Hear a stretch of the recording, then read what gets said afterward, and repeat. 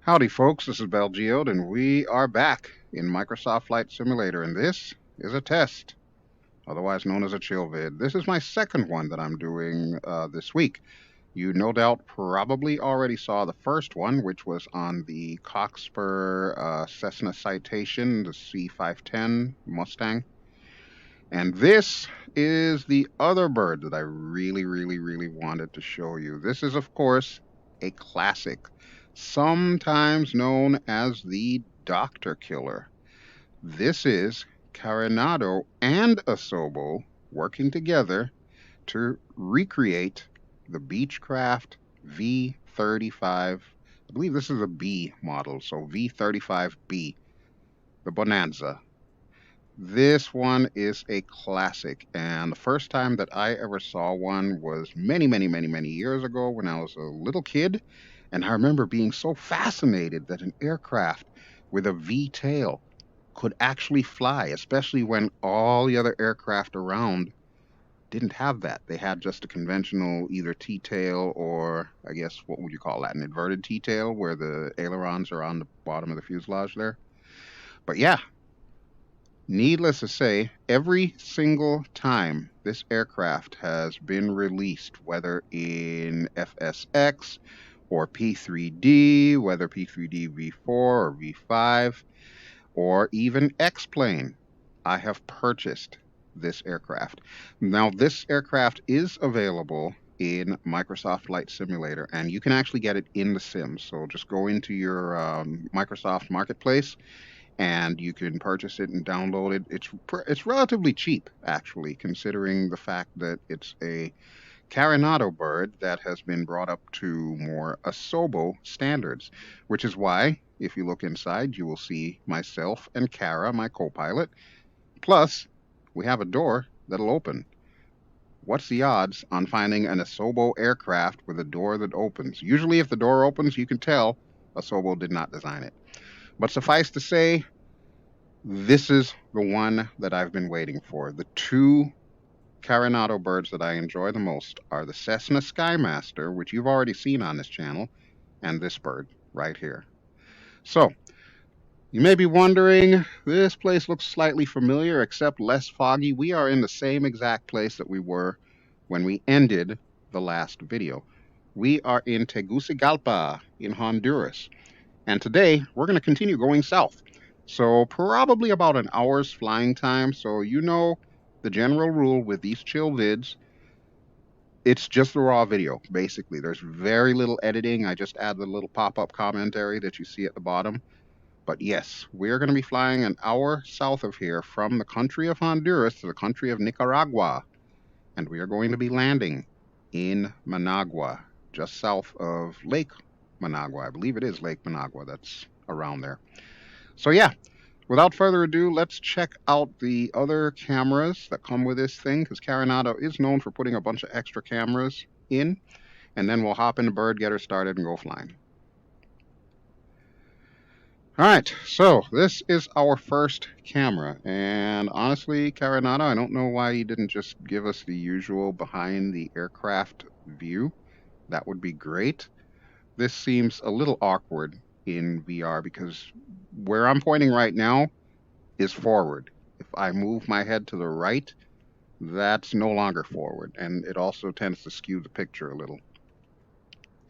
Then, of course, we've got this side here, so this is great for taking a look at the front of the bird. Not something that I use often, but it'll come in handy during flight.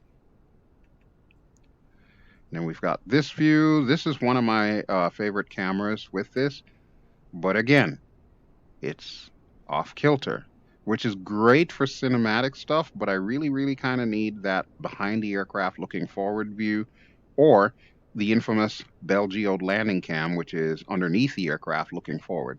By the way, neither of those views are in this aircraft. This is as close as we're going to get to the BelGeode landing cam, so I'll try to use it on our approach into Managua, but it won't be the same. Then we got your typical side view here. Standard stuff, we're used to this. And in lieu of another side view, we've got the V-tail view, so you can really take a look at what the V-tails are doing there. They react mainly to the elevators, but they do react somewhat to the ailerons and definitely to the rudders. See, I'm using the rudders right now, and of course that makes it differential. If I use the elevator, now they're going in synchronicity. And if I use the aileron, you can see they barely move. They kind of just deflect up and down while the ailerons themselves are moving. That's how the Beech V35 operates, which is what makes it a very unique bird.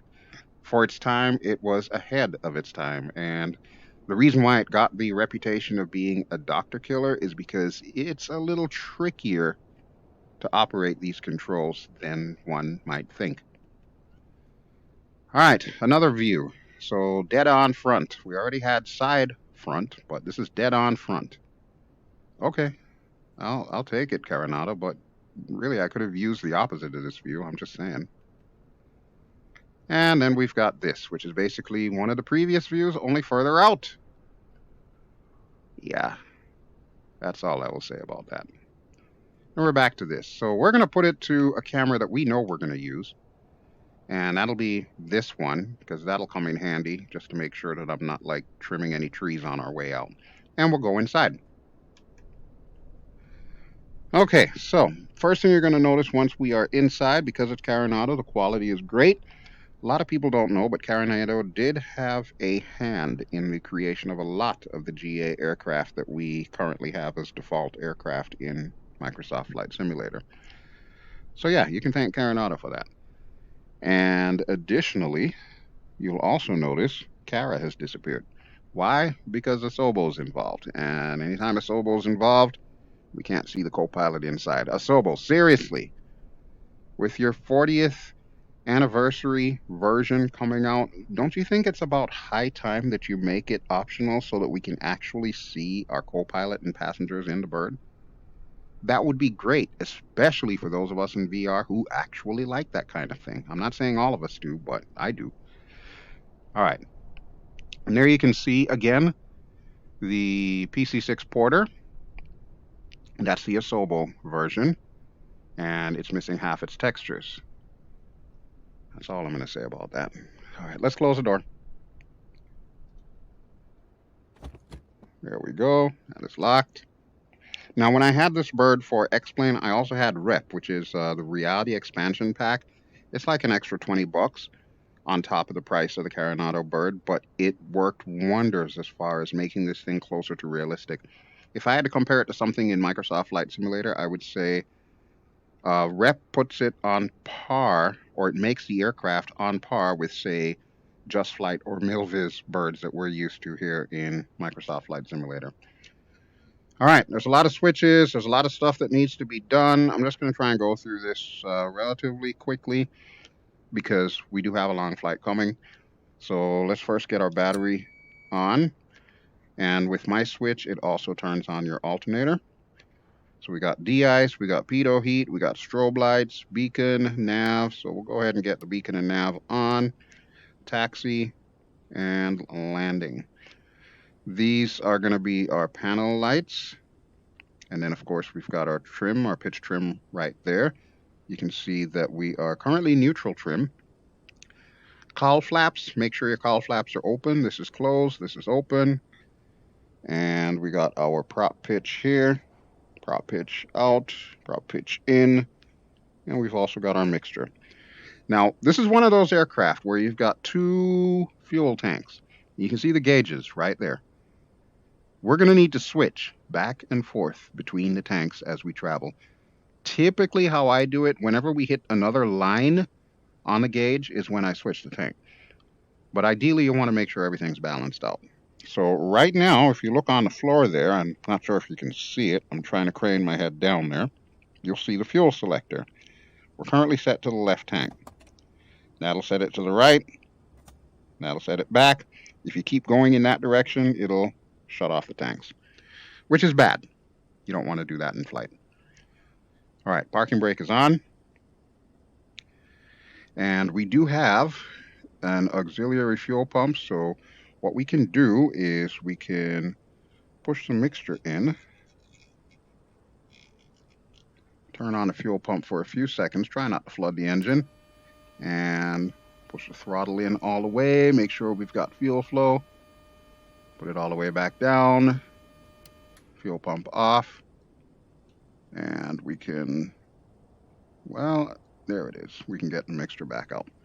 It's easier to just use the controls on the Virpil. All right. But with that having been done, I think we're good for an engine start. So let's go mags on. Set to both. Push in the mixture real quick. And I do believe we've got a good engine start. All right, so we want to make sure we're idling at a decent RPM. We'll set it up to about 1,000 there. And I'm actually going to pull the mixture back so that way we don't foul the spark plugs. Now, it is debatable as to whether or not the consequences of not doing that are modeled in the Carenado bird. I'm going to go with no, they probably are not, because Carenado's not known for their in-depth, or as some people like to say, study level. But it's something that I'm in the habit of, only because I'm used to flying this bird in sims. All right, let's go ahead and close this up. And we'll get our avionics on so Kara can do her thing. Okay, look at that. Wow. All right. For our cruise altitude, I am thinking, let's see, we're heading south and somewhat east, so we want an odd number.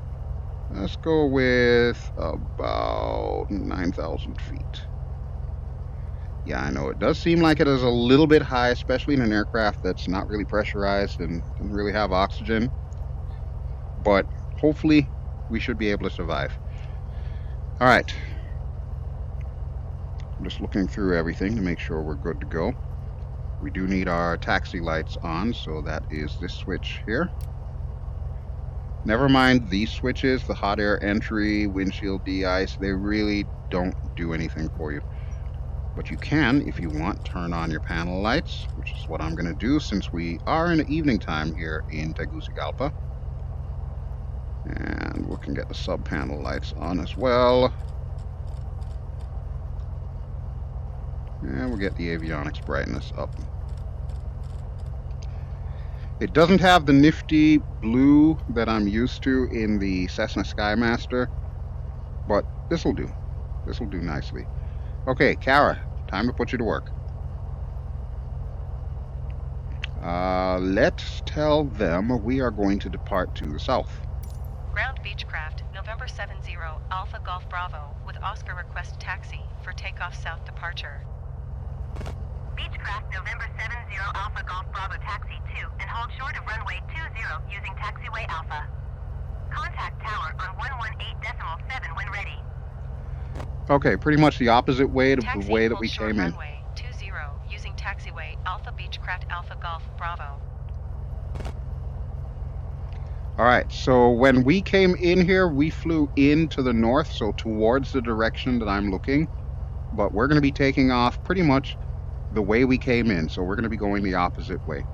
All right, let me take a quick look outside, make sure everything looks kosher for our taxi, and then we'll get going. Oh, I should also check our flaps, so let's go ahead and put flaps 1. Something tells me we may need them. We are, after all, over 3,000 feet above sea level. All right, be right back.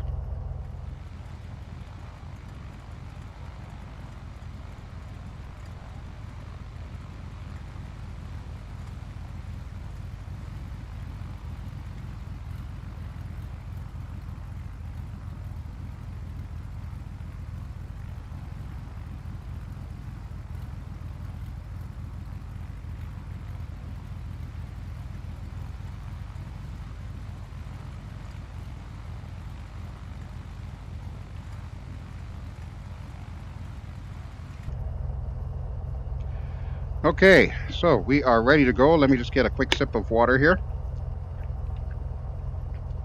You may be wondering how I'm able to drink water while I'm in VR. I've got a giant sippy cup, what is essentially a giant sippy cup.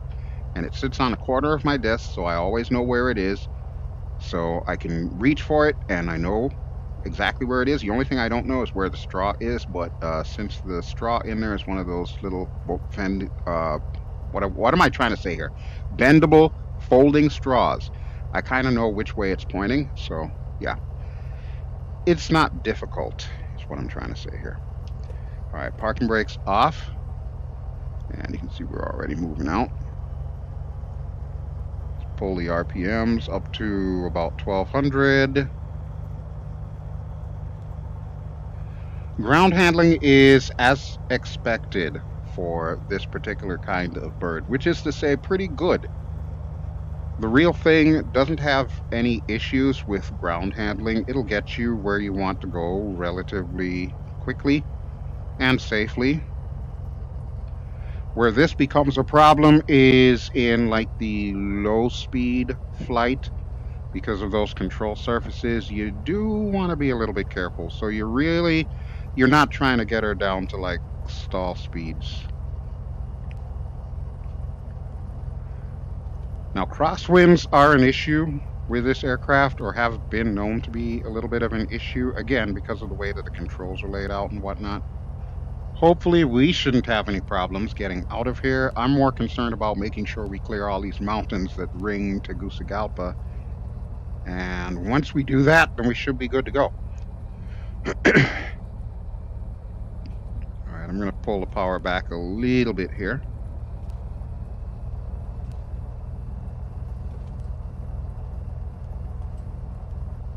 Brakes sound pretty old. They're working. It's just pretty old. All right, I'm going to switch back to the outside view and put us back on that camera that I like.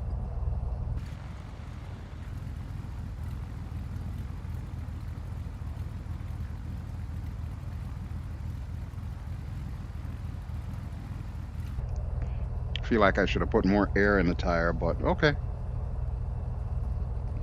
All right, so we're closing in on the runway. Let's see, we've got 2 taxiways here. I'm wondering if we should go to the end. You know what? We should probably go to the end, I'm thinking. I'm not saying that I distrust my ability to take off here. I'm just saying the more runway we have, the better. It's never a bad thing. All right. Checking everything, making sure we're all looking good. Everything is in the green. This is great. Feeling good about this. The only thing I need to do is turn on our transponder. And we're pretty much set. Thankfully, we do have a GPS, a GNS 530 in here, so that'll come in handy. Most of the old school Beech Vs have been retrofitted with stuff like this, so it's kind of true to life. Tonkinton Tower Beechcraft November 70 Alpha Golf Bravo, ready for departure to the south at runway 20. Alright, let's get our landing lights on. November 70 Alpha Golf Bravo altimeter 30.06, wind 138 at 7. 138 at 7, got it. Cleared for takeoff runway 20. Cleared for takeoff runway 20 Beechcraft Alpha Golf Bravo. Okay. Kara's got our clearance. We are good to go. We have the transponder on. We have all of our lights and pitot heat on. And I'm going to take the active. I don't see anything going out. Let's see if there's anything coming in. I don't see anything coming in. Last time I was here, we did have a couple of airliners coming in. Since it is one of the most dangerous airports in the world, people like to challenge themselves. And I'm going to get our mixture in. I probably don't even need to put the mixture in, considering the fact that we're already at 3,000 feet, and I'm just going to need to lean it out anyway. So you know what? Let's do that. We'll lean it right now. All right. And here we go, folks. You know what it's time for. Brakes down, throttles up. Looking good. 90% throttle.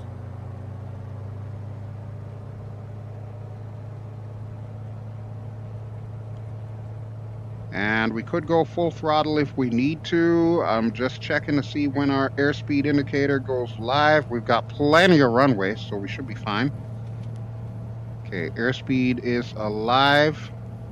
Bear in mind, I have not trimmed this bird. We're still on neutral trim, so we will need to pull up a little. very little. She should just fly herself off. Here we go. What a wonderful thing when a bird does what you want it to. All right, now I'm going to start trimming us up a bit here. And let's go to that outside view and get the gear up.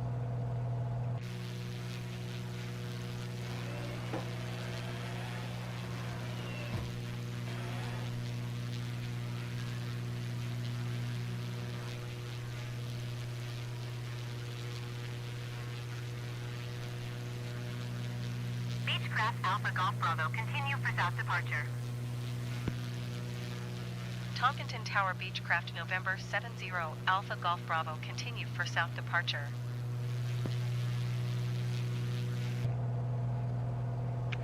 Okay, we are looking good.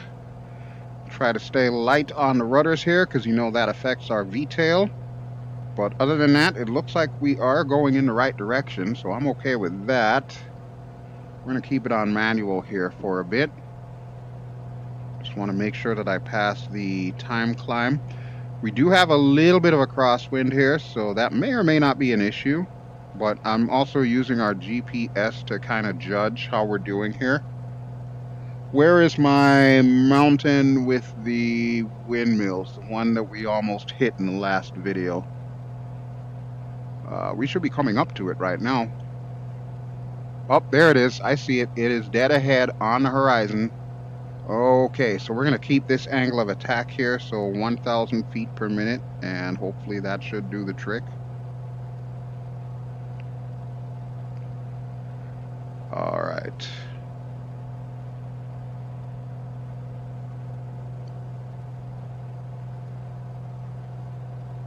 So far, so good.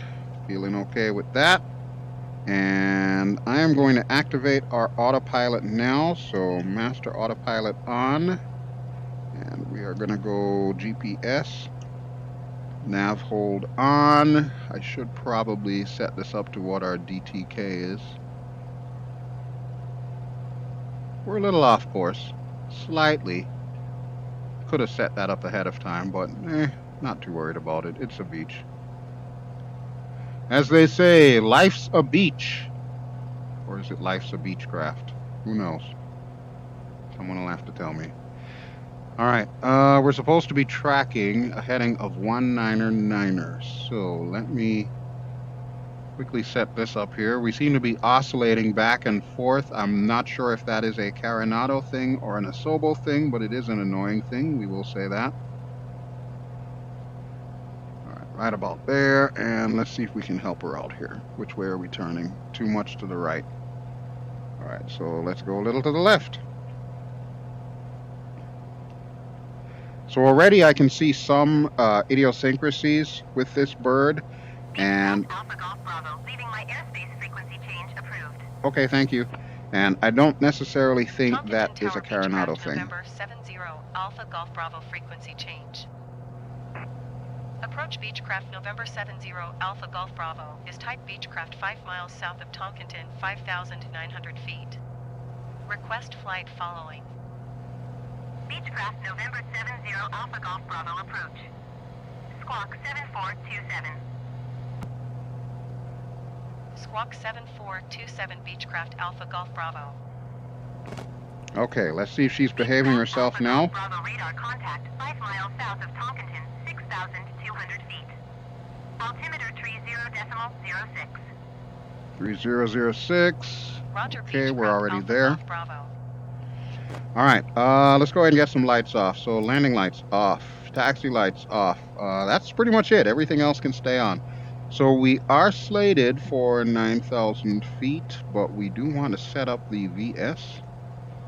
So let's go ahead and do that really quick here.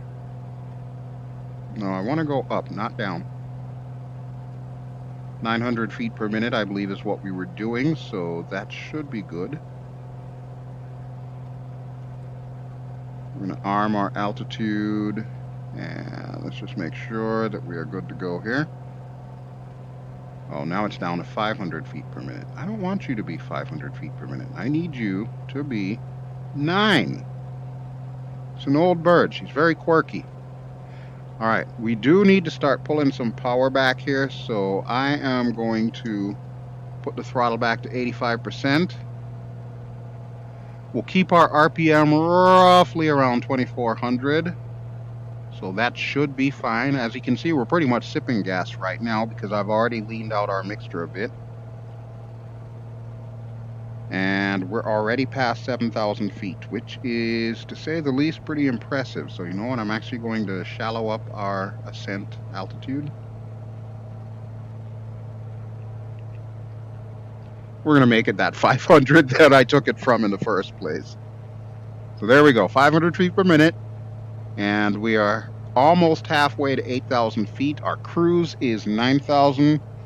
There are those pesky windmills that we had to contend with on our way in. See, that is what I was afraid of here. All right, let's give her some power. And let's shallow up our approach. There's a sound you don't hear often on this channel. That was my bad.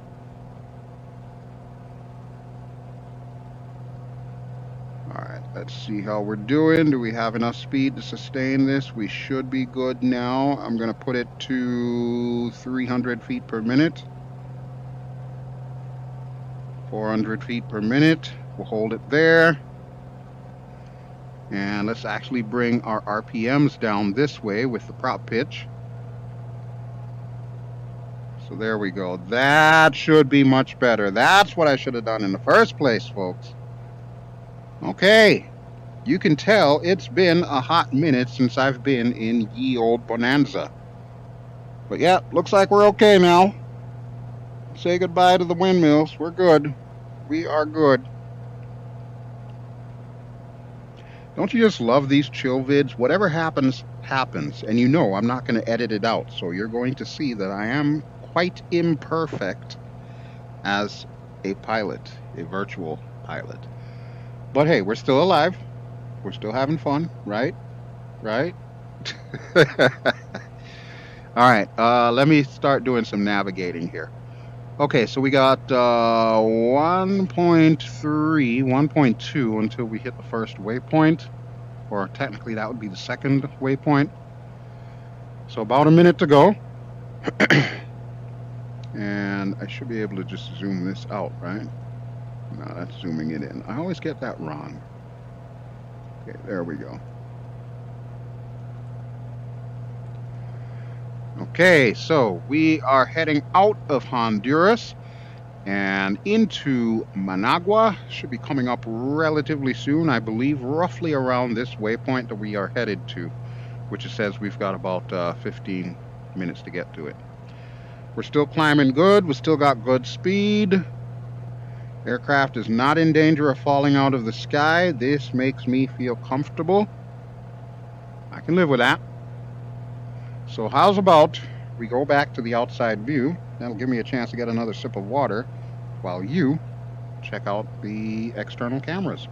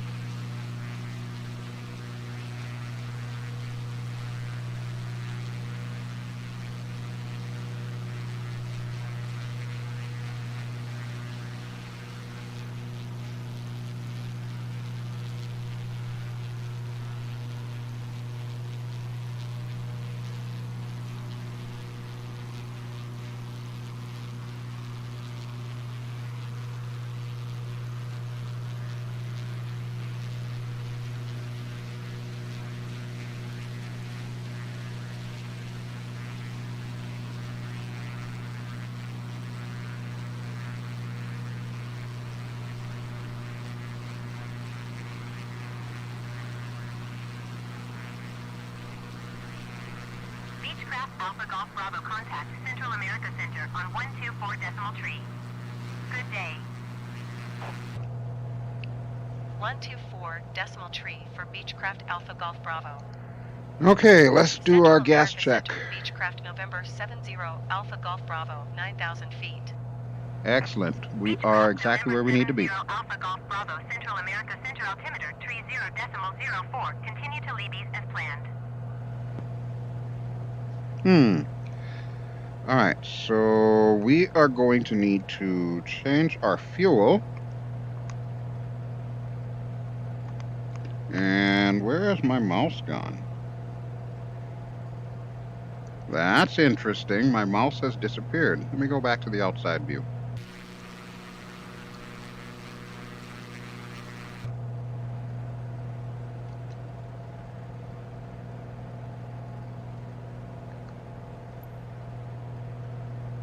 I've never had that happen before. My mouse seems to have disappeared on me. Huh. Curiouser and curiouser. Well, here's the thing. Can I use maybe my touch controller? I think I can. No, don't go that way. Oh boy.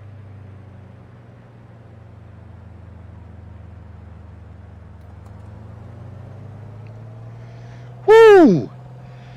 Yeah, mental note. Be careful where you turn this thing. Alright, there we go. That's what I'm looking for.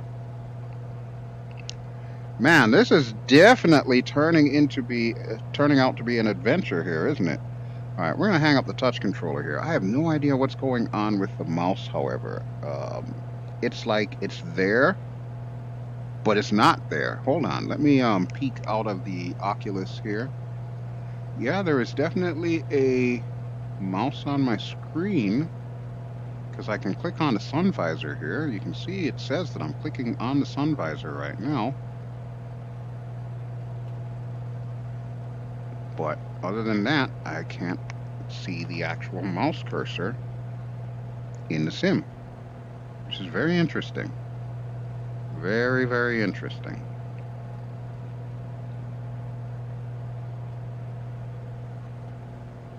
Not quite sure what's up with that. Alright, but you know, as they say, the show must go on, so we're going to continue here, and it appears that my other touch controller is now in my field of vision. You know, it suddenly dawned on me, though, I've never actually used the touch controllers in Microsoft Flight Simulator. I've used them in X-Plane, and of course in Airfly FS2. I've even used them, or I've even tried them in DCS.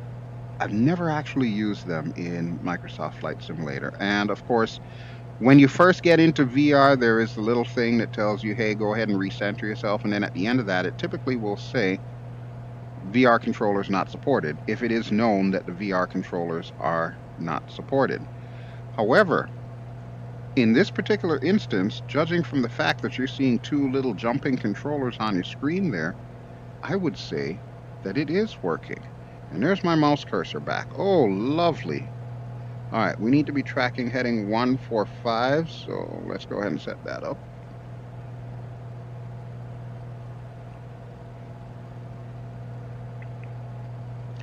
There's an awful lot of quirks with this bird. Alright, we're going to set that to 9,000, leave that as is. Okay, everything appears to be kosher. So I am going to gingerly put down my Oculus touch controllers on the desk. Of course, I cannot see what I'm doing here. I just have an idea as to where my keyboard is and so on and so forth. That's that muscle memory that I keep talking about. You do develop that with continued VR usage. There you can see the Pacific Ocean. So you've got the coastline over by where Nicaragua starts. Looking pretty good. So we're going to pass by all of that, and we're going to continue heading this way. Now, the Pacific Ocean actually bends all the way towards that way, because we are at a point in this isthmus where Central America is leading us towards Panama. So You know how it looks on the map, basically. It's like the land just kind of dog legs a little bit to the east or to the left in this case. So yeah, that's what we're looking at there. In fact, let's look at it from the outside.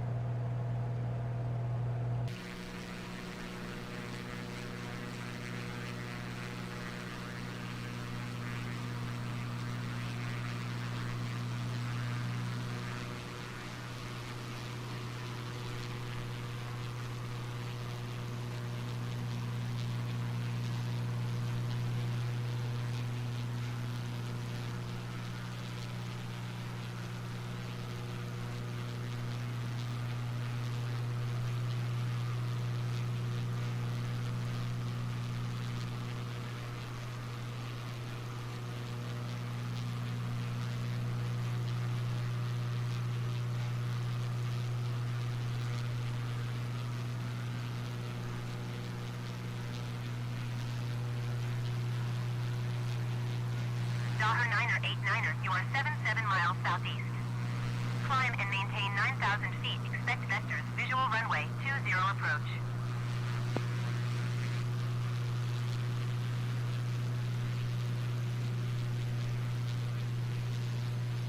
Climb and maintain 9,000 feet. Expect vectors. Visual runway 20 approach. $9er, 89er.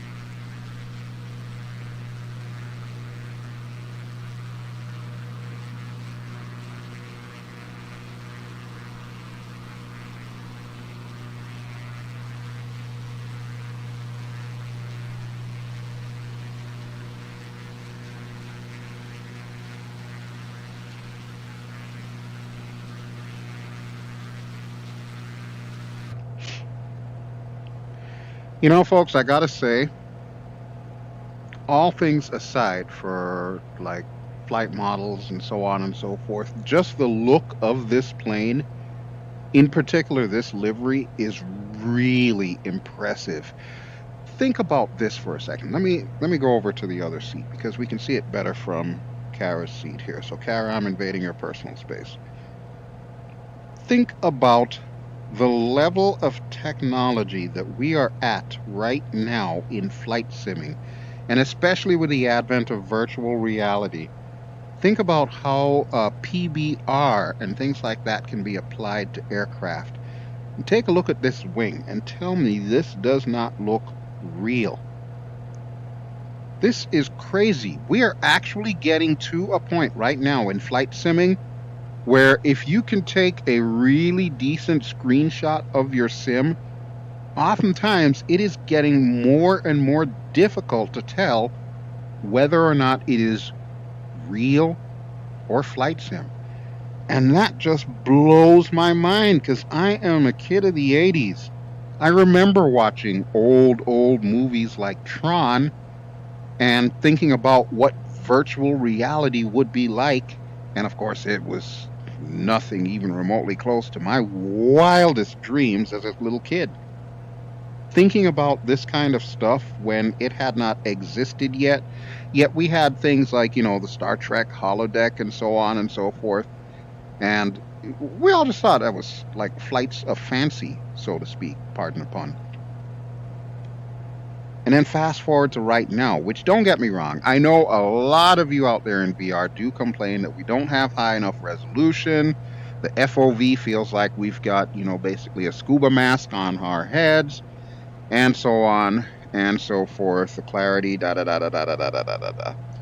We know all of this. We know all of this. But I want you all, especially those of you watching this who are VR capable, to do something like this. Hop in an old bird. Doesn't matter what bird it is. Just hop in like a little GA, a low and slow, and just fly around. Provided, of course, the sim is having one of those days where it is working right, because I do realize that does happen. Sometimes this sim has a mind of its own.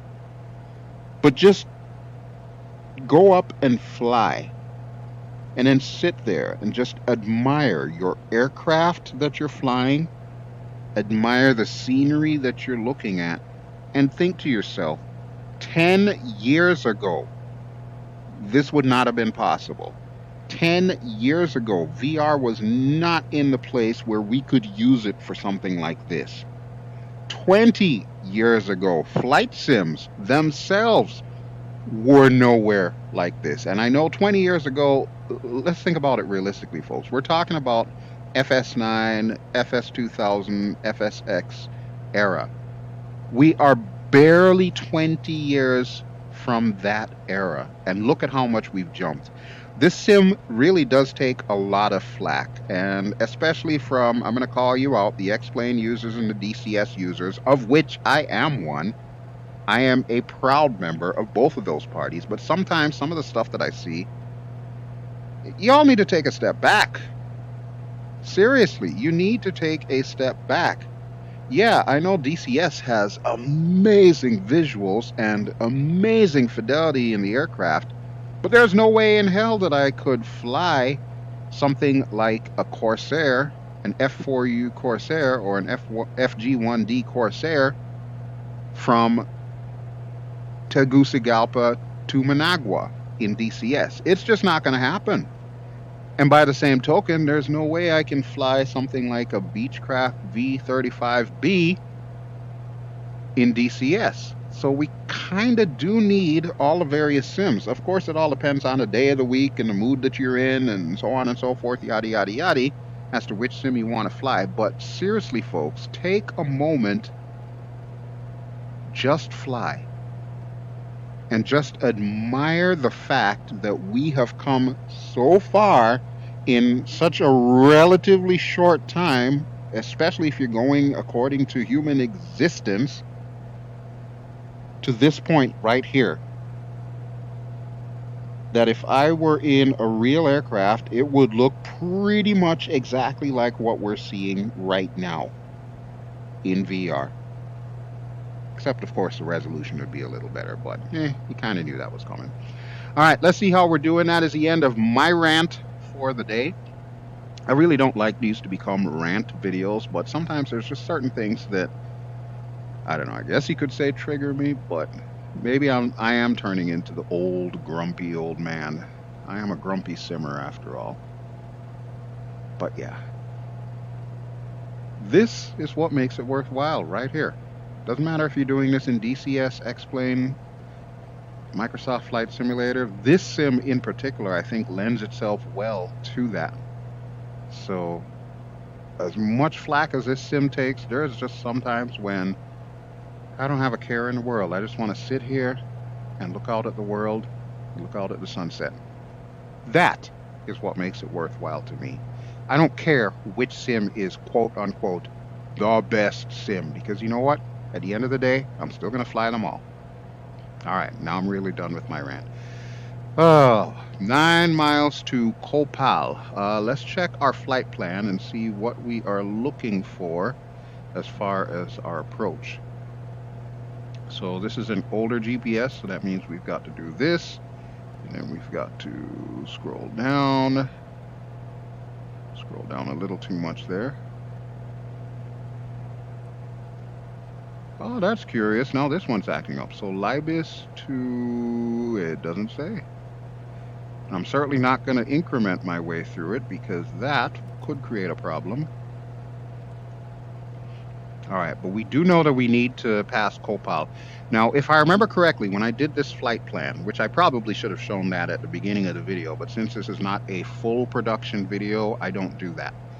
But if I remember correctly, once we pass Copal, the next waypoint that we go to should begin the approach around Lake Managua, so that way we can come in. It is Lake Managua, right? Now I'm starting to doubt myself. I used to be so good at geography. You'll see the pop-up below to tell me if I was correct in that, because honestly, I didn't even look at the map as I was doing this. I was just like, I know I want to go here. so we're going here. All right.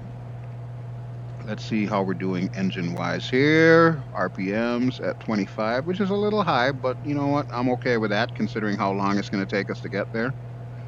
Fuel flow is looking decent. We could actually lean it back just a little bit more. So there we go. Now we are definitely sipping gas.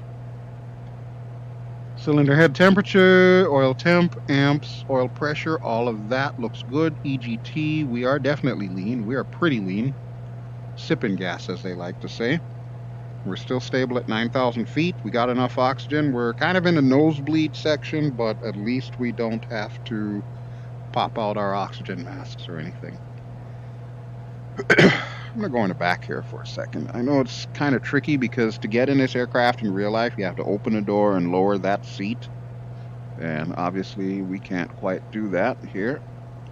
Oh, wow. Okay, we've run into an issue here. I cannot go further back than this. Look at that. So that is an invisible boundary that is apparent in this cockpit. You know what? I kind of like that. I kind of like that. Even though, you know me, I love going to the back of the aircraft and chatting with you in mid-flight while we're back there. But this is realistic, to say the least. So the question is, can I still put my head through? Yes, I can. Okay. So I just physically can't move myself out of the airplane. Like, this is as far left as I can go. That is pretty cool. I like that. I don't like the ability to put my head through the glass, but oh well. Beggars can't be choosers. Okay, we're just about to make the turn, so let's go back to the outside view and see if we can do it all cinematic-like.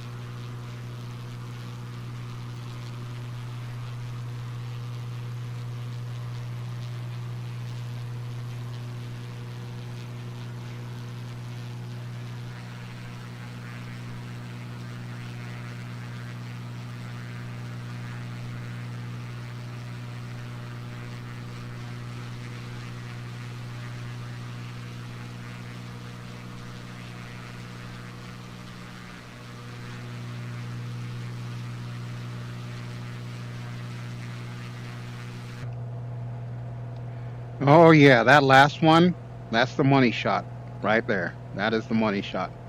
More than likely, that's going to be our thumbnail. Okay, so this is our longest leg here. So we've got about 47 miles to go until we get there. And as you can see, it's counting down. We got about 31 minutes. That's pretty long.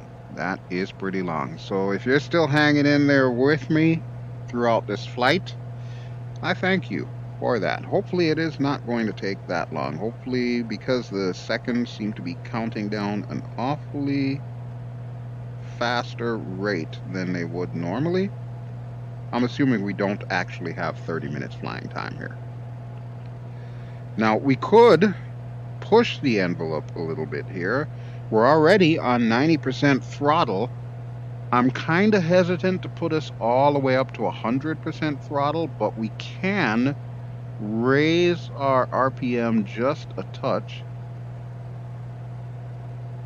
And that's one thing that I do want to quickly comment on. I noticed the audio is lower than normal. When I compare this with like the last aircraft that I did, the Cockpit aircraft, the engines aren't all that loud in this bird, or the engine, singular.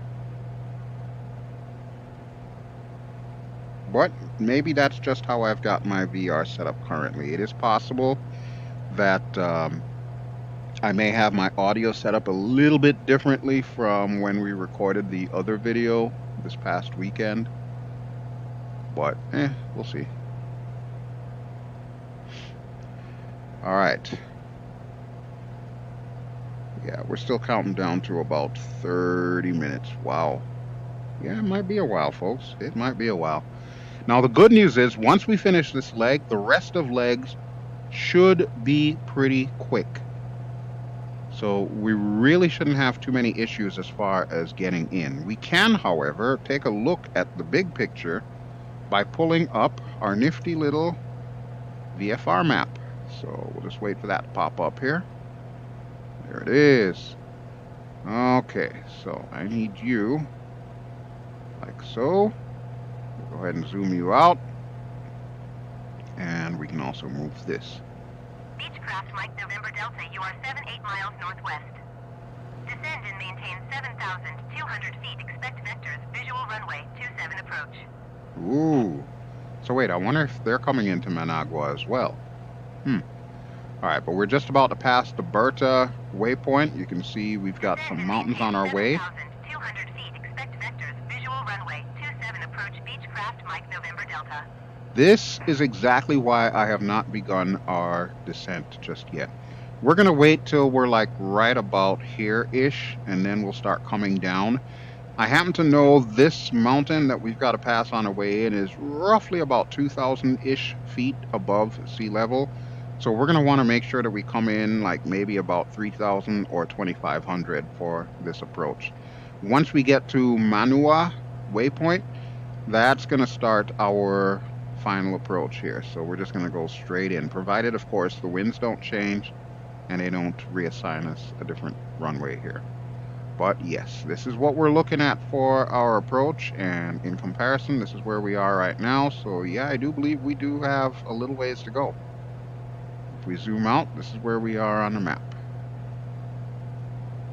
So we left Honduras, MHTG right there, and we are closing in on Nicaragua. Pretty cool stuff. I did think about the prospect of maybe doing a full tour, like a series, tour series, where we're basically flying from one part of the world all the way to another part of the world, and then each episode would be individual legs, kind of like how I did with FSX, with the very first FSX series, as well as the Tomcattery Across the USA series. That was kind of the point, was to pick it up where we left off and go to the next location. Logistics, though, it's a little bit tricky to plan all of that out, which is why I have not done that. So my apologies if you were kind of expecting that watching this video, seeing us take off from the last airport that we landed at. But no, that is not going to continue to be a trend. The next Microsoft Flight Simulator video that you see, we will be going someplace completely different. So sorry to disappoint you if that's what you were expecting. I'm slowly inching up our RPMs here. I know we really don't want to go too much higher than this, because this is really pushing the engine. It really is. But so far we seem to be okay. I'm just trying to get her down to about half tank on that right wing, and then we'll switch tanks again. The beautiful thing is, well, the less gas you have, the lighter you are as an aircraft, the faster you can potentially go. But as we all know, that only works up to a point. I'll leave you to figure out what that point is. On the bright side, though, it does appear that I am looking at some kind of water up ahead, so I'm assuming that is the coastline. Yes, I think it is. Yeah, because we've got the coastline bending all the way across there. So that is pretty neat. I'm really glad you folks came along with me today here. This is what I love. Seeing parts of the world that I've never seen before, especially at the golden hour. That's so cool. That is so cool. I think the only thing that would make the experience better is if we had shared cockpit capability, which I know there are some mods out there that will allow you to do that now. I want the shared cockpit, shared passenger experience, you know? Like you set up a group of 4 and 3 people have their own VR headsets and they're just going to fly as passengers and, you know, you do the flying. It'd be kind of like DCS and the Huey, except we're not going in combat, basically. It would be cool. It would be really cool. What I would love to do is, and this was brought on by something that happened this morning, what I would love to do is to be able to do this like with big screen. If you're familiar with big screen beta for Oculus, and I think there's also a version for WMR. Big screen beta allows you to watch movies in a virtual cinema inside your VR headset. So the size that you see the screen in VR is just like if you were sitting in a movie theater, in an actual movie theater and watching a movie. That's how I saw Top Gun Maverick. And I'm going to be honest with you folks, this is my very first time seeing Top Gun Maverick. I did not see it in a real movie theater. There was no way in hell I was leaving the house. You know me. I am a hermit. Full-time hermit. I'm not leaving the house for anybody or anything. So, as soon as Top Gun Maverick became available last night, I promptly purchased it. And this morning, before work, I woke up extra early and I watched the whole thing in big screen beta in VR. And it was glorious. Oh my God. When I say that's the movie that I've been waiting for the past 30 plus years, I am not kidding. It was so worth it. If you haven't seen it yet, go ahead and see it. I will not spoil it for you, just like I am grateful to those of you out there who did not spoil it for me. But yeah, you gotta see it. And seeing it in VR is a great way to do it. Unless, of course, you happen to have a big screen in your house and you want to show off with that, go ahead. Feel free. Go ahead. Me, I'll stick to doing it in VR.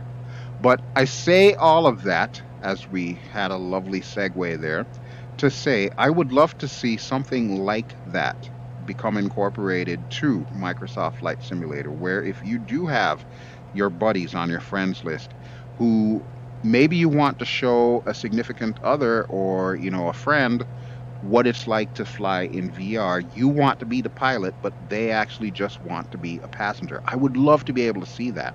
Because right now, what you're looking at here on this video, this is literally the only way that I can show my friends and family what it's like to fly in this flight sim. And of course, we all know recording VR has its own inherent limitations. You're limited to what my head is doing. So if I move too sudden, the video is going to look like crap.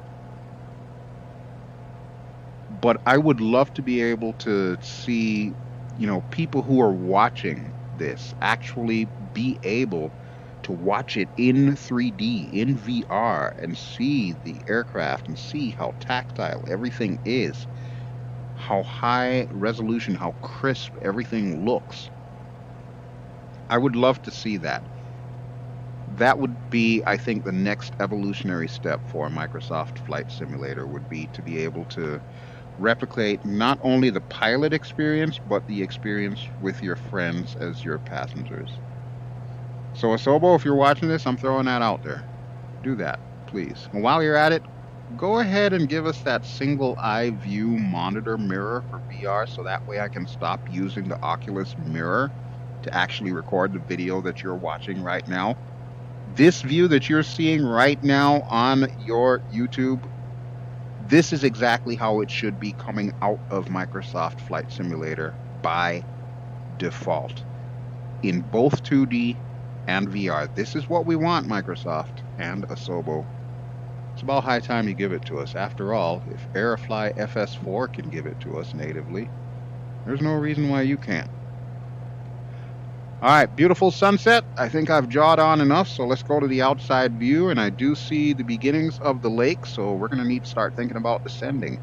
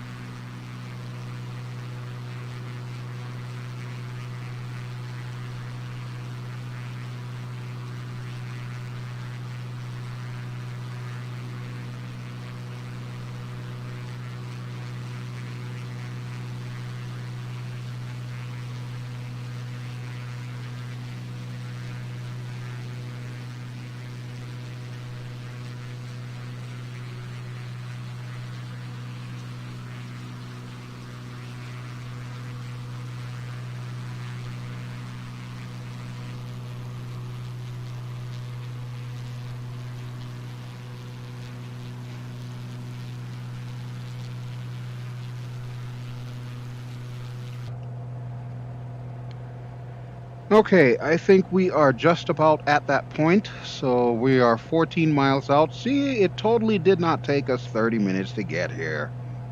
You were so worried that you would be stuck in front of this, whatever it is that you're using to watch this video for hours. Although, we haven't landed yet, and I'm starting to pull the power back, so there is that. Alright, first things first, let's set our altimeter, what did we want, 3,000 I believe. I'm going to go ahead and arm that. And that should begin our descent. So let's check our vertical speed. 500 feet per minute descent should be fine. We got plenty of time because we do still need to get around the lake in order to come into the airport. You see that little peninsula jutting out in the middle of the lake from the right-hand side, the southern side of the lake? We need to pass that before we line up for the airport. So we're literally going to go around all of that here. Alright, let me check our speed, make sure everything's good. We can probably pull the prop pitch back just a touch, bearing in mind that we're going to make sure it's full prop when we're on approach. How are we doing on gas? We're down to half tank on the right, so we're going to switch it back to the left tank. There we go. Much easier than using those touch controllers. Woo! Almost bought the farm on that one. And as the sun says its final goodbye for the day. Yeah, look at that. This is my favorite time of day, the transition between day and night. I think they call that, what do they call that? Dusk or something? I totally know it's called dusk. Alright, let me see. We've got traffic ahead. I wonder if that's somebody I know. Every time I see an aircraft, I'm thinking, is that somebody I know? They found me. Damn it. Because believe it or not, even though you'll see group flights from time to time on this channel, it is exceedingly rare that I will fly group flights. I just don't have the time to synchronize with you. And I'm sorry about that. I'm really sorry about that. Whenever I actually find the time to sit down and, record something, it's one of those one-shot deals. I've got to make it happen and, dedicate a bit of time to it. I don't have time for a redo. And I certainly don't have time to synchronize with other people to make sure that we can all fly at the same time. If it's an organized group flight, then yes, you can be pretty much guaranteed that I have taken the time out of my day in order to attend it.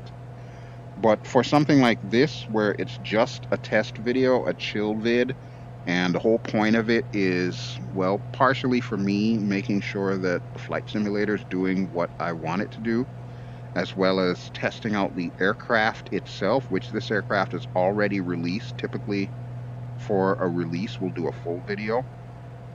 We're not doing that this time around, however. We're just doing it as a chill vid because it was a viewer request from the VR flight sim guy. But yeah, for stuff like this, I've only got so much time. Only got so much time to pull it off. So guarantee you, as soon as we land, we shut down, and I tell you, ciao as I end all of my videos, that will be it for my flight simming for the rest of the week. I do not have any more time to hop in any bird and fly. So if you happen to catch me at the tail end and see me online while you're in the sim, my apologies from now, since I won't be able to fly with you for the rest of the week. That's all the time I can spare for flight simming this week. It's a pretty sad existence, folks. It is a really sad existence when you think about it. But, this is what adulting is all about, right? This is kind of what we automatically get signed up for when we grow up. And it does kind of suck. Not gonna lie. It does kind of suck. But here's something that will be a rare treat for you because of the fact that the sun has now set. Not only do we have a beautiful dusk, you can see the remnants of the sun right there behind that cloud, but this means that I get to practice my night flying, and that is something I rarely do because I'll be honest with you folks, night flying in real life terrifies the ever-living F out of me. And I don't mean that as a passenger sitting in like a Delta looking out the window. I mean as a pilot in a Cessna. If I know that night is coming, yeah, that is the quickest way to get my anxiety and my blood pressure through the roof. I am not cut out for night flying. I don't even like driving at night. Like, I will flatly refuse to drive at night now, and I've been driving since I was 19. It's just one of those things that just freaks me out. Absolutely freaks me out. But since this is a flight sim and the risks are minimal, the only thing that I can really damage here is my pride and possibly my YouTube reputation. Yeah, seriously, if you've been watching this channel for any length of time, that's not something I'm worried about right now. But yes, at least I can confront my fears here and attempt to do a night landing. We'll see how well it works. There are very few aircraft that I would trust to do a night landing. One, of course, is a Cessna 172, since I've been there. This would be another. The Cessna Skymaster would be another. And, of course, the F-14 Tomcat. I'd probably go out on a limb and also say the F-18 Hornet, only because those are the ones that I've used often enough virtually that I kind of have an idea as to what to look for and what I'm doing. But if we were in any other aircraft, pretty much, I would basically be a nervous wreck trying to bring it in. But because these aircraft I pretty much know a fair bit about, I don't feel too badly trying to bring them in. Now, we're not even going to talk about real life. I know that is a very popularly asked question. Do you think you could do this in real life if, like, your pilot keeled over? I'm going to tell you right now, no. Especially if it was at night. Daytime, it's debatable. Maybe if it's an aircraft that I'm familiar with. Nighttime, yeah, we did. All of us, we did. And that is all I will say about that. Alright, I'm going to get our landing lights on. I'm always questioning whether or not I should get the taxi lights on. But you know what? I'm going to go ahead and do that. Because the taxi lights are basically on the wing. And I kind of like having that wing lighting. So that way I can see where the hell I'm going. And then I'm not going off to the side of the runway or anything. We really have not pulled the throttle back too much. The throttle is still at about the 75% throttle position. We are still coming down in altitude, and we do need to pass that mountain before we get to Managua. So we're looking good. We're looking good. We should be right about at the correct altitude. We're still coming down at a rate of 500 feet per minute. I could shallow that up if I wanted to, but you know what? We're making decent speed, and this video has definitely gone on long enough, and it's not like the FAA is going to bust me for speeding on my way into Managua here. But there's the beautiful lake. Pretty cool stuff. Those of you who are older in the audience probably remember the little incident that happened back in the 1980s here in Nicaragua, where we had to send our boys in. I'm trying to remember if it was the Navy SEAL Team 6. I know it was somebody. It was probably the SEALs that had to go in there for good old Manuel. But yeah, this is where that took place. This is exactly where that took place. And there's the Pacific Ocean there. In fact, I wonder if we can see the... Can we see the Caribbean?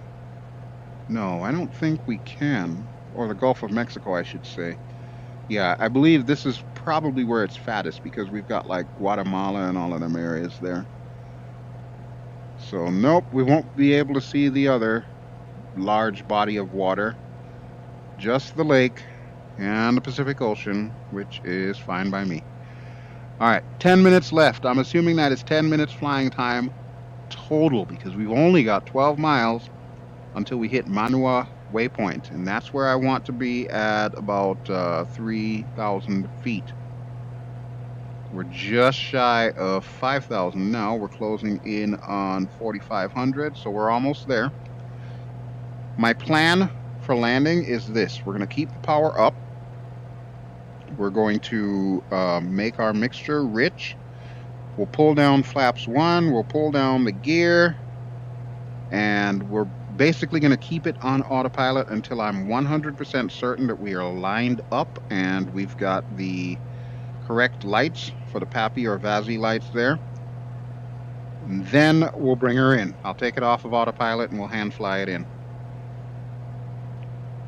Now, I don't think Kara should announce our landing until we get to like about 5-10 miles out. Bravo contact approach on 119.4. Speak of the devil. We haven't heard from ATC in ages. Going to 119 decimal for Beechcraft Alpha Golf Bravo. Right, Approach let me flip Beechcraft this over. November 70 Alpha Golf Bravo 4,100 feet. Beechcraft November 70 Alpha Golf Bravo approach altimeter 29.87. Continue to Managua as planned. Okay, checking everything is in the green. It most certainly is. Let's go ahead and pull our prop pitch up. We'll see how much we can get out of this. 2,600 RPM. That's not our max prop pitch, though. Okay, that's a little dangerously high. So we're going to put it back down. We are still descending, but as you can see, we've got a great amount of speed there. We are well over flap and gear limit speeds. So we're going to bleed off all this excess altitude. My main thing is to get over this mountain, which you really can't see from here, but let's quickly go to the outside view and then you'll get a better look.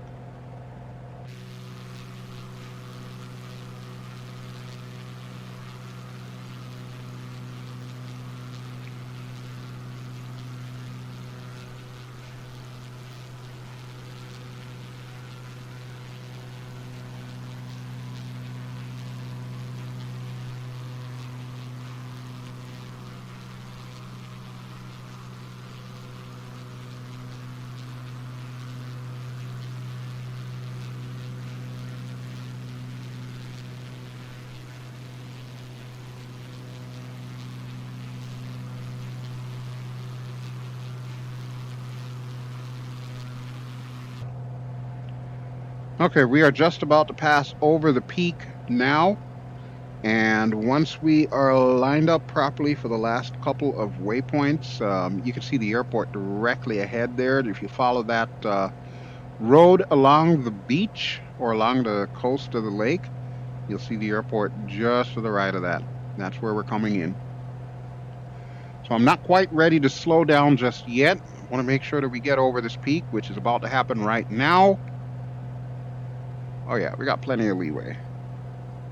Plenty of leeway, and you can feel us bobbing up and down there as we go over the updrafts and downdrafts. That's one of the best things that I like about this sim, is the fact that they've modeled the air mass. That's really cool. That is really cool. Especially in VR, if you're not paying attention, it can kind of throw you for a loop, because it will trigger that whole holy crap, I'm moving feeling that a lot of people end up getting nausea and dizziness and whatnot from. Alright, we're going to zoom in.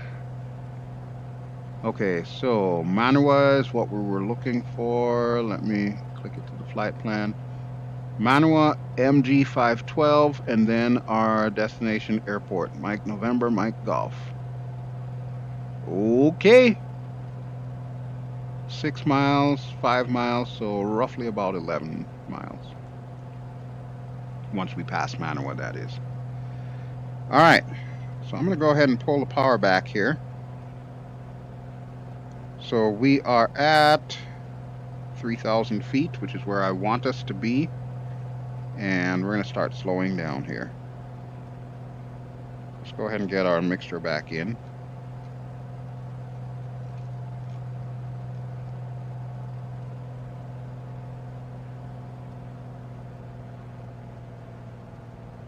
Pulling manifold pressure back, letting her line up. Starting to get into flaps range. This is very good. All right, let's drop flaps 1. Beechcraft November 70 Alpha Golf Bravo. Request clearance to transition Charlie airspace. No, we don't need a transition. Beechcraft November 70 Alpha Golf Bravo approach. Cleared through the Charlie airspace. Kara, what are you doing? Charlie airspace, Beechcraft Alpha Golf Bravo. We need to land. We don't need to transition. Good grief. Okay, you know what? I'm taking over. We want Managua International. Tower Beechcraft November 70 Alpha Golf Bravo, 11 miles west, 3,000 feet to land. Beechcraft November 70 Alpha Golf Bravo Tower. Altimeter 29.87 wind calm, fly straight in runway 10. All right, straight in. We're good. Make straight in runway 10 Beechcraft Alpha Golf Bravo. There it is. You can see it directly ahead. And we're still pretty much all red, so we're waiting to get some white on that VASI light or PAPI light there, and then we should be good to go. One thing I am going to do, though, is we'll go back to the outside view and get our gear down. Bravo, wind calm, clear to land runway 10. Oh, perfect. Perfect timing. Cleared to land runway 10 Beechcraft Alpha Golf Bravo.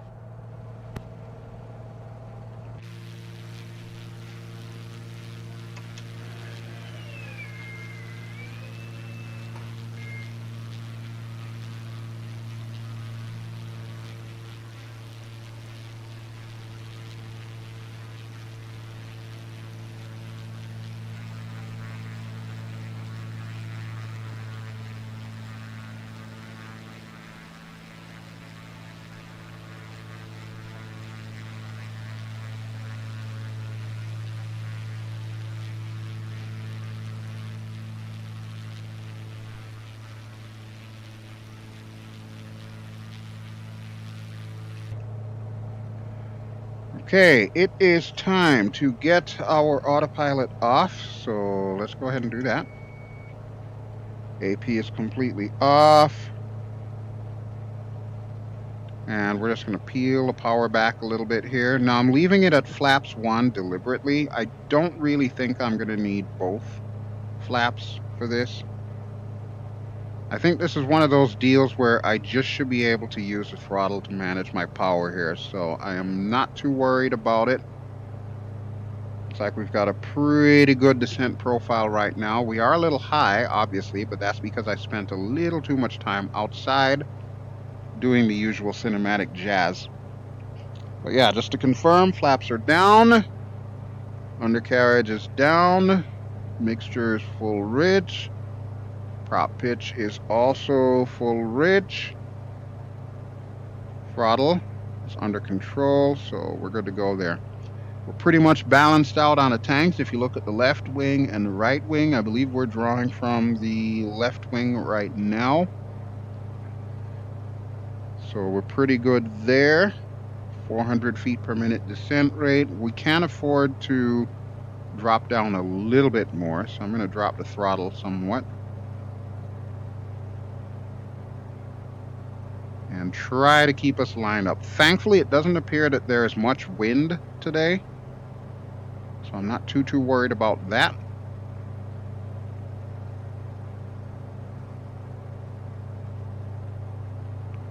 Just want to make sure that I'm getting us on glide slope here.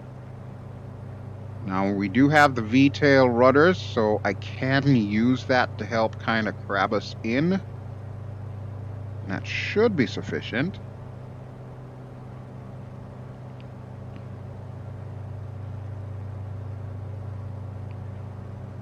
Yeah, we're still a little bit high, so I'm going to pull the power back a bit more.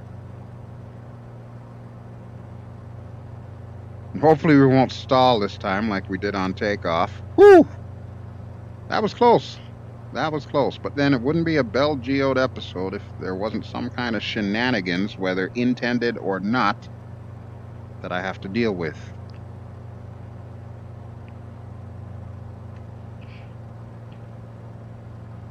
I will say this, though. With the flight model being what it is, I mean, it's pretty average as far as flight models go, but then that's kind of what you want and expect out of an aircraft like this. You know, she's trimmed up perfectly, and she obeys the basic laws of aeronautics, so that's fine for me. I know that if I lower the throttle, I'm going to get a greater rate of descent.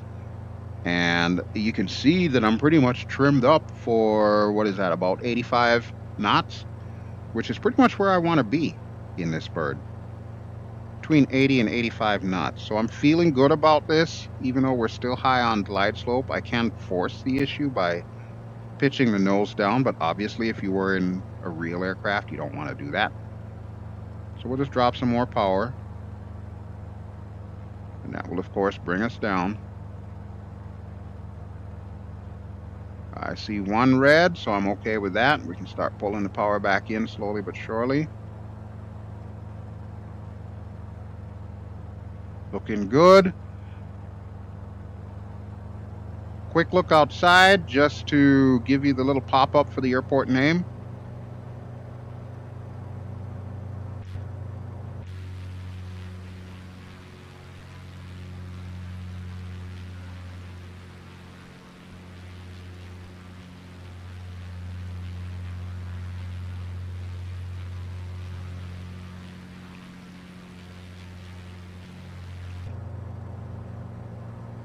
Okay, now we are too low, so we'll go ahead and give it some more power.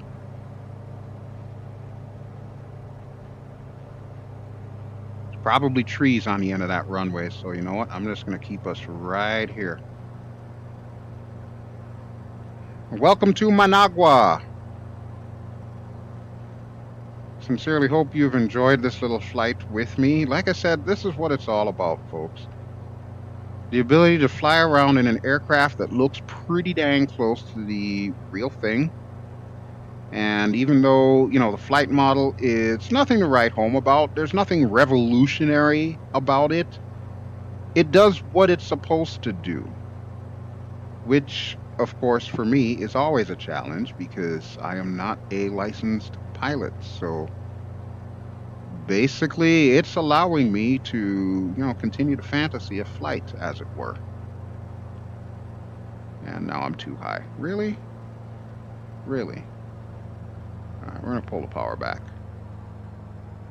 There's our touchdown marker. We're going to overshoot it here. I'm going to flare us back just a touch. Never on the center line. Never on the center line. And we're down. We're past our turnoff. Is there another turnoff, maybe? Beechcraft Alpha Golf Bravo, turn next taxiway. I would love to. The problem is, I think I just passed our next taxiway, so my bad. My bad. We'll look for a turnaround here. I think there's another taxiway coming up. But yeah, like I said, welcome to Managua. We'll go ahead and get flaps up. And let's get that landing lights off, shall we? I know we're still on the runway, and we really should wait until we turn the landing lights off. Or get off the runway, I should say. Wait, is this a turn off here? Beechcraft Alpha Golf Bravo, exit runway when able.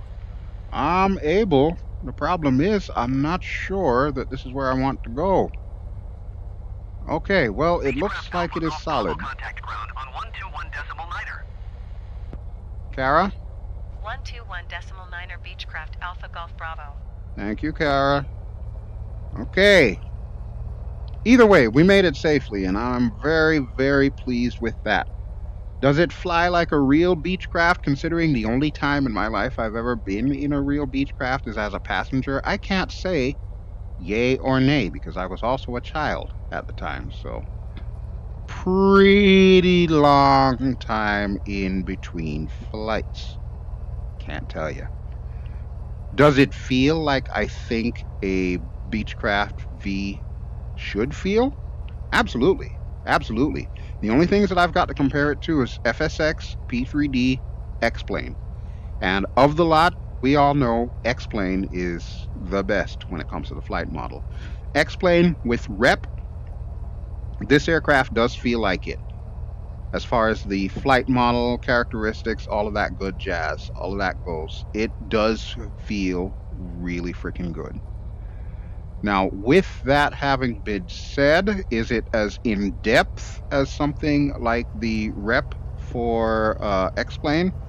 Most definitely not.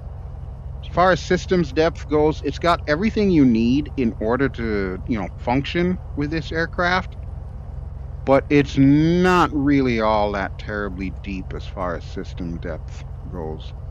And what is that coming towards me? Is that a vehicle? That is most certainly a vehicle. That is a forklift. Dude, really? It's a freaking forklift. Why is there a forklift in my way? You know what? I'm not even going to try and figure it out. I'm just going to roll with it.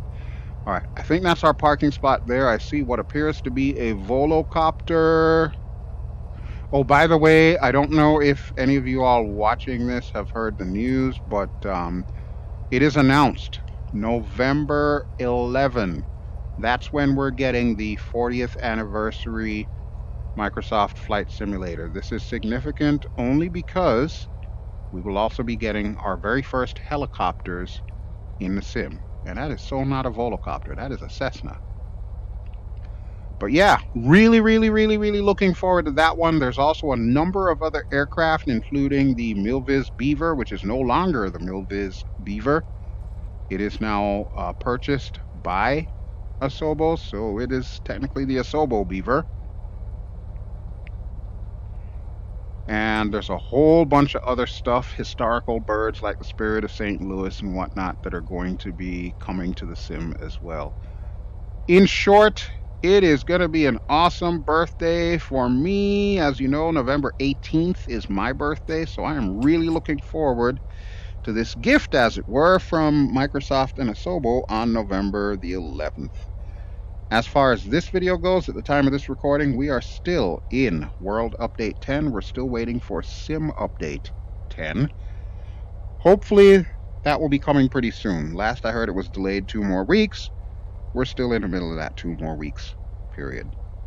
But now that we're here, I would like to thank you as always for watching. This has been BelGeode. I have been flying in the Asobo / Carenado, well, basically the Carenado / Asobo, not that it makes a difference, Beechcraft Bonanza V35 Bravo model.